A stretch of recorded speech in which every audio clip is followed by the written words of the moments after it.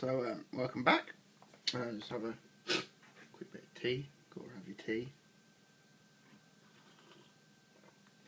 That's the one. Right, let's moving on. We got Metal Gear Solid series here. We have Sons of Liberty, which is Metal Gear 2. I remember this coming out and being absolutely blown away. I had a lot of my friends had the Zone of Enders game, which had the demo for it, and people were borrowing the demo at school, kind of thing. That's how ridiculously excited people were for this game. It's one of the biggest games ever. Like, the build-up for this was just immense. I couldn't believe how excited people got for this game. People who didn't even play games at school were getting excited and talking to us about games and stuff. So for me, that was a massive part of like having a PS2 was the build up for that game. And this one for me just kind of came out of nowhere. I don't remember following it in any magazines. I don't even remember really hearing about it. Just went into a shop one day and it had come out that day, and I just thought, fuck it, I'll buy that. Gotta be good, it's Metal Gear. And I was. This is actually probably my favourite Metal Gear. This is my original copy here, and it doesn't work. Sadly. Let's see if I can show you it. The disc is absolutely battered. I don't know if you're picking that up. It's just never going to work, I don't think, ever again. Which is a shame. It's such a good game, but I can't even make myself throw this game away, because to me it means so much to me. This game, this is probably it's my favourite Metal Gear, and it's probably one of my favourite PS2 games ever. So it's cool, which is why I picked up this Subsistence, which has the MSX versions of the first two games in the series. It's a bit beat up, as you can see, and there's no manual, but all three discs are in perfect condition.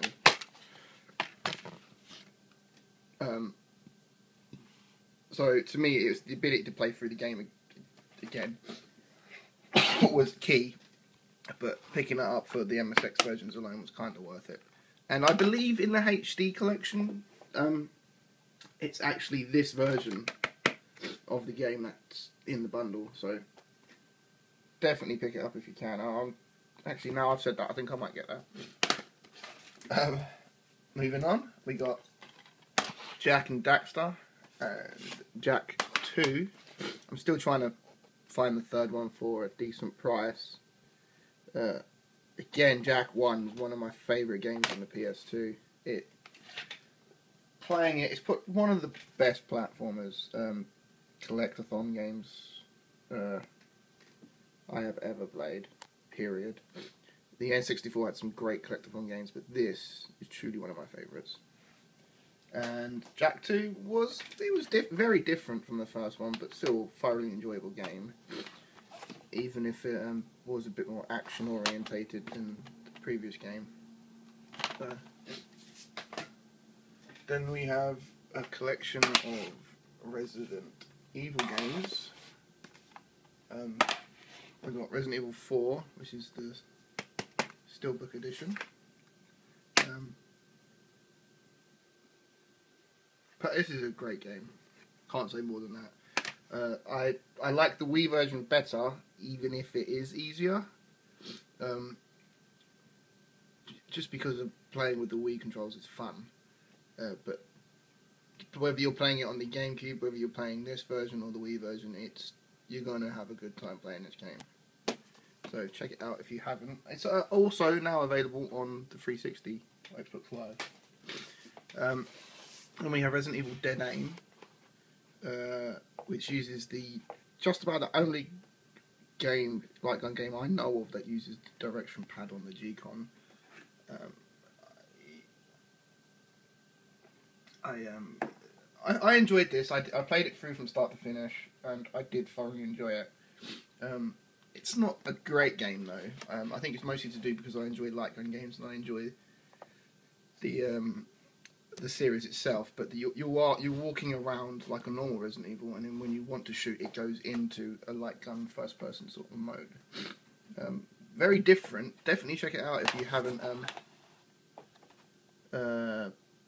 played it. It blends the survival horror games with the gun survival games. It's kind of like a mix of the two. Pretty fun, but it's not essential. And Resident Evil Outbreak. Now, like I said before, I didn't have the PS2 online, but I still enjoyed playing this. Even if the AI did really wind me up rotten, I couldn't stand the AI in this game. I would have loved to have played this online. Fortunately, it's never going to happen, I don't think. But I enjoyed it. I never finished it. I got pretty bored of it after about the 4th level or something. It's fun, but not. Again, it's not an essential Resident Evil game. Next up, we have Britney's Dance Beat. I don't even know why this is in my collection. I think someone might have just given it to me. I don't even have the dance mat for it, so I can't even play it. I did have a dance mat. I don't know what it was. Actually, the PS1 dance mat works for it, so I do have a dance mat. I might have to try that out. So we got Harry Potter Quidditch World Cup. I wasted many hours playing this game. Seriously, this was addictive for me. I played through this, completed it, played through it a bit more. I played 2-player with. I used to play with my cousin a lot. It's been a bit of a beat up sort of case here. Don't know if you can see that very well, but if you're a Harry Potter fan, definitely, yeah, this is probably one of the best Harry Potter games, so check it out. Next up we have Dark Chronicle. Dark Cloud was one of my favourite games that I had on the PS2. This is more good stuff, although I didn't finish this. In fact, I didn't even finish Dark Cloud. I got right up to the final boss and my really good weapon broke just before it. And then I think I saved it by accident, and I was not going back and like when Dark Cloud, your weapons level up, so you augment your weapons and create better weapons as you're playing through the game. And if you break that weapon's gone, and I basically buggered it up playing Dark Cloud. Still, again, one of my favourite RPGs, and this is a quality game as well. Just never played it as much. So, definitely check these games out. Dark Chronicle and Dark Cloud is the first one. Really good stuff. Star Ocean, Till the End of Time. Another quality RPG for the system. I never finished it. This game is long. I think I was playing through it and then another Final Fantasy came out, so I stopped and just never went back to it. Probably should do it at some point. This has like trophies in it, so you when you're playing the game, you earn trophies, and you will not get all of them the first time around. So even after you finish the long game anyway, if you really want to go at it, there's a lot more to do. So definitely check out this out if you're an RPG fan.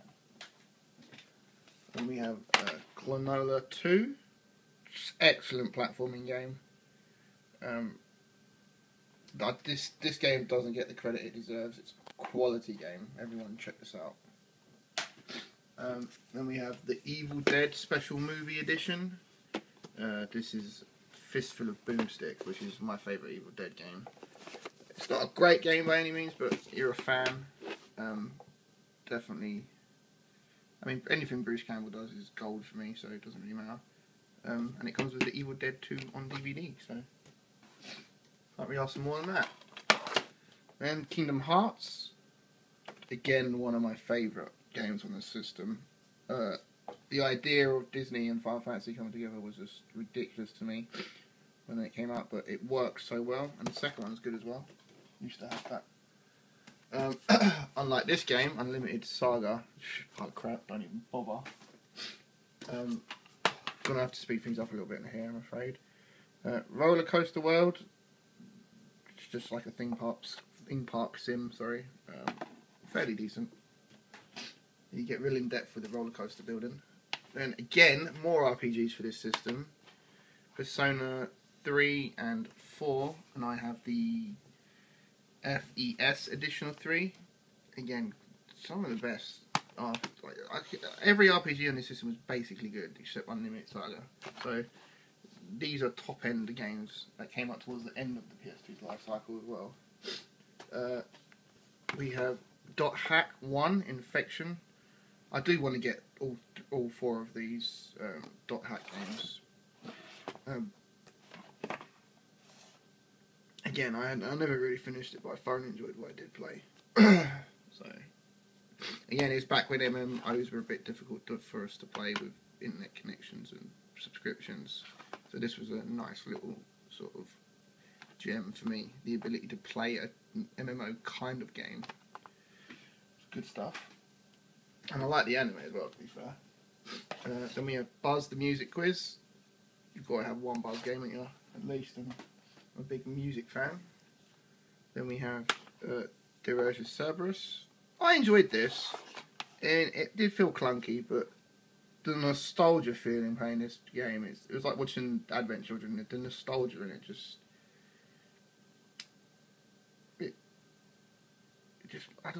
something about it, like going back and reliving, seeing these characters again and seeing, it just felt good. And it is a fun game. It's no Final Fantasy VII, but it's fun. Then we have Kuri Kuri Mix, that strange, quirky game that I'd never heard of. I just picked it up on a whim, and I'm glad I did. It's basically you have to play 2 players. If you play 1 player, it's hard as hell because you're controlling 2 characters with 2 different things.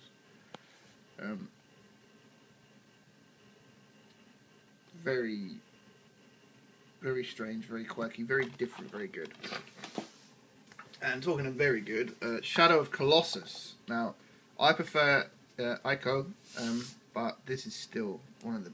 This is art right here. This is beautiful game, fun game, memorable game.